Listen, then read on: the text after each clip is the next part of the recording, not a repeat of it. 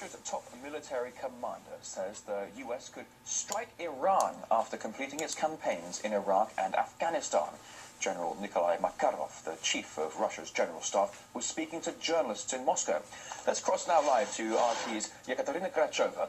Good to see you, Yekaterina. So what basis has he given for these claims? Well, the chief of the general staff of the Russian armed forces voiced his concerns that military action against Iran could take place soon. And the basis of those claims was an alleged announcement made by the chairman of the Joint Staffs of the United States, Admiral Michael Mullen, who, according to Makarov, put it loud and clear that the United States were ready to deliver strikes against Iran. But there is one circumstance which has so far prevented them from waging a new war. The U.S. military have clearly outlined their plans to strike Iran, if necessary.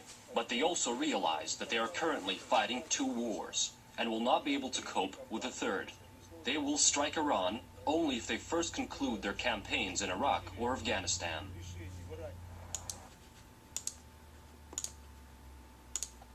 Good evening.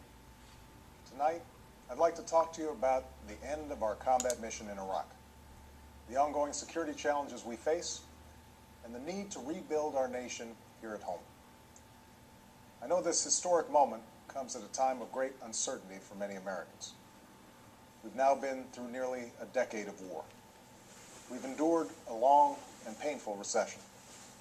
And sometimes, in the midst of these storms, the future that we're trying to build for our nation, a future of lasting peace and long-term prosperity, may seem beyond our reach. But this milestone should serve as a reminder to all Americans that the future is ours to shape if we move forward with confidence and commitment. It should also serve as a message to the world that the United States of America intends to sustain and strengthen our leadership in this young century. From this desk, 7.5 years ago, President Bush announced the beginning of military operations in Iraq. Much has changed since that night. A war to disarm a state became a fight against an insurgency. Terrorism and sectarian warfare threatened to tear Iraq apart.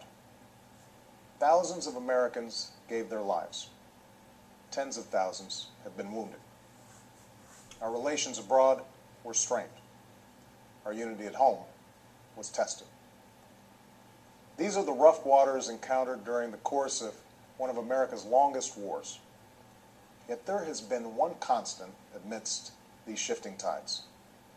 At every turn, America's men and women in uniform have served with courage and resolve.